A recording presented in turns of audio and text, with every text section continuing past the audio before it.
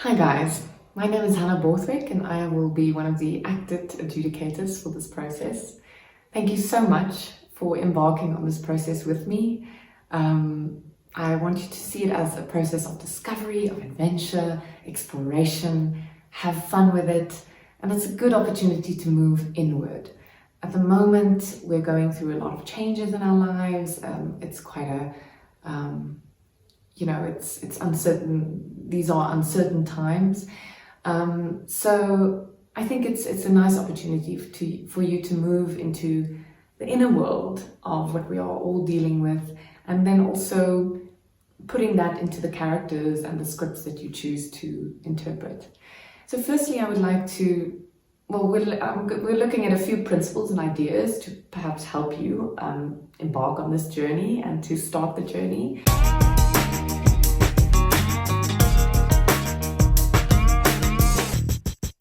Firstly, I want you to keep in mind, tell the story.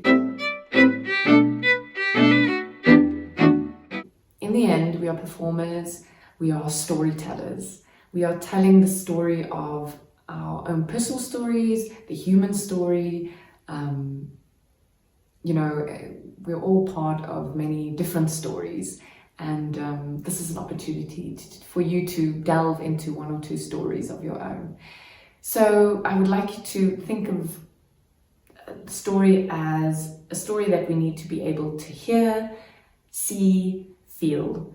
I need to be able to hear what you're saying. I need to, focus on the technical side of it so that I can understand what you're saying as well. Then I need to see. I need to be able to see what's going on. So make sure it's just from a technical point of view again, so that I can see your face, I can see what you want to show me, the props, whatever your set. Don't get too complicated. I think it's good to stay a bit, just keep it simple, so that we can focus on your performance more than anything. And yes, to feel. I think this is an important thing to look at when we are using emotion in our performances. Sometimes we think when someone's very sad and it's a good performance when someone is crying and you can see, whoa, that looks so real, they're crying. But mostly it's, for an audience to see that, they're like, okay, this person is crying, just let them get through this and then we can move on. It's important to know that you don't want to cry for your audience, So for example, I'm using cry as an example, but mostly when we cry, we're trying to keep the emotion back. We're trying not to cry. So it's much more effective when you're almost trying to keep it back, because you don't want to fall apart in front of people. And that's a lot of the time, that's much more moving for an audience.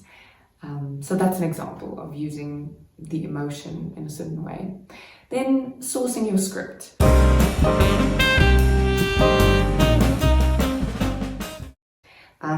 There are a lot of resources that you can use online. Maybe you have a favorite book with a monologue that's interesting, poem. I'm sure you know where to source these scripts. But when you choose one, think of a script that talks to you. You're obviously going to read a lot of different scripts. Don't just go for the first one you find. Read a few and see which one really, speaks to you as a person. Even though we don't necessarily go through exactly the same experience as the character is going through, or as the poem is explaining. But we can identify with certain things. For example, we all know how it feels to lose something. Maybe lose a friend, lose a favorite toy, or lose we know the feeling that it's not nice to lose something, now you think, I had it and now it's gone, So we can identify with those feelings, or with feelings of happiness, what makes us happy, what makes us excited. Those are things we can identify with, but perhaps in a different story. So we all, like I said, we have different stories, but we can identify with things in that story, like how it makes us feel, we can share in that experience. So it's important to look at those things, something that you can, what you feel it speaks to you. Even if you like to explore something completely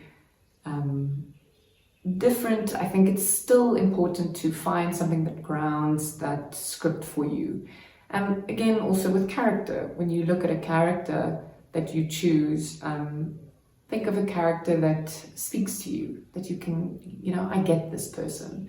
I think I can, show them to the world and illustrate the picture and the story. And I think it's a good exercise to create a mind map for yourself.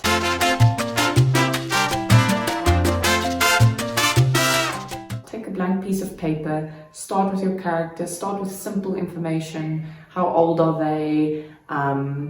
Where do they come from? Then you can move on to perhaps talking about what kind of props would this character use, what costume would they wear. So it's good to have a visual representation, and also don't fill it up with too many things, because that can also get a bit, it's a little bit complicated. We need to, we want clarity in what we say in terms of the character and so on. So that's something practical you can do. And when you think of props and costumes, please think in a way where it supports the character or the performance. You don't want someone to be looking at your costume and not at what you're saying or what you are trying to illustrate to us.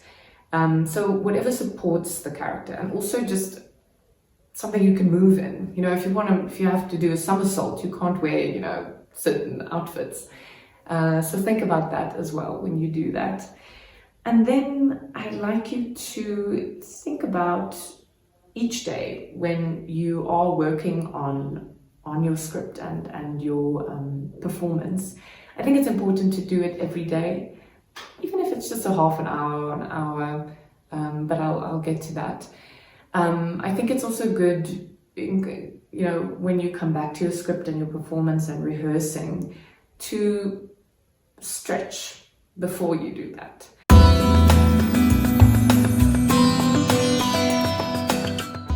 Do a few stretches. I'm sure a lot of you can either look on YouTube as well as kind of a stretch workout, and focus on your breathing while you're stretching, because it really helps to get the blood flowing and the creative juices flowing. Really, it every time I feel a bit stuck, I'll do a few stretches and something new comes to me after I've done that. So we're very much body-mind, our bodies and our mind, we forget that our body, even our big toe is part of our body. So I think that's a good way of getting into your body. So do a bit of stretching, do some breathing. What I like to do is alternate nostril breathing. Take my right hand, and my ring finger or my pinky finger, keep it there. Breathe in for 4, hold for 4, breathe out for 4. Breathe in for 4, hold for 4, breathe out for 4. I've added a video as well to explain that breathing technique. It really helps with concentration and with calming the nervous system. It's just a good breathing exercise for your life as well. And then also focusing on proper breathing, breathing into your belly, not just in your chest. When we're breathing here, it makes us very anxious and nervous, and it's very shallow breathing. It's not good quality breath. So you can lie on the floor and keep your hand on your chest and focus on breathing into the belly. So your hand is on your chest to make sure that your chest isn't moving. So that's kind of something to do in order to have yes, good quality breathing is good for performance and for life. And yes, to have the discipline of coming back to your work every single day.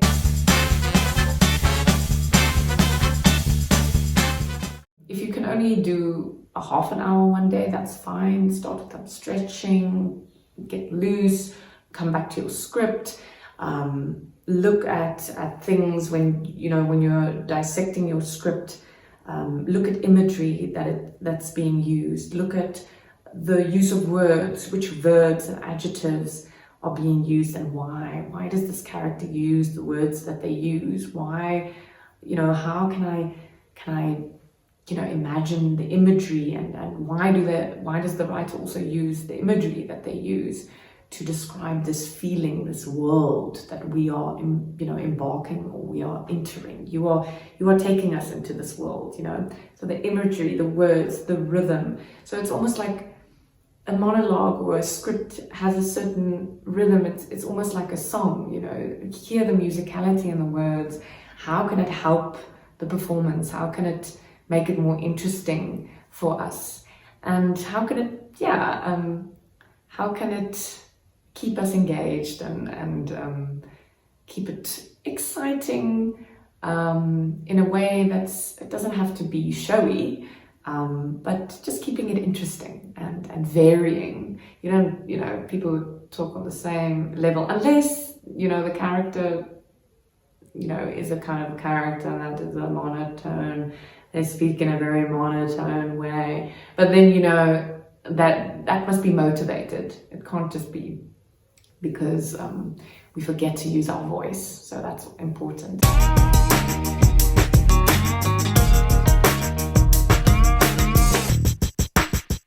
I've added a few videos, links that might be useful and also just fun. Thank you for embarking on this process and this adventure. Thank you for sharing your performances, because in the end, you are. It's people think it's sometimes, as I said, it is an inward process, but it's also a very giving process. You are giving something of yourself to the audience and to us that are going to watch your performances. So thank you for that, and thank you for being prepared to do that. Have fun. I'm so looking forward to looking at the videos. I'm very excited and it's my first year doing this, so I'm super excited. I'm very interested in seeing what you have to show and all of that. Thanks so much again. Be safe and stay healthy and have a good time.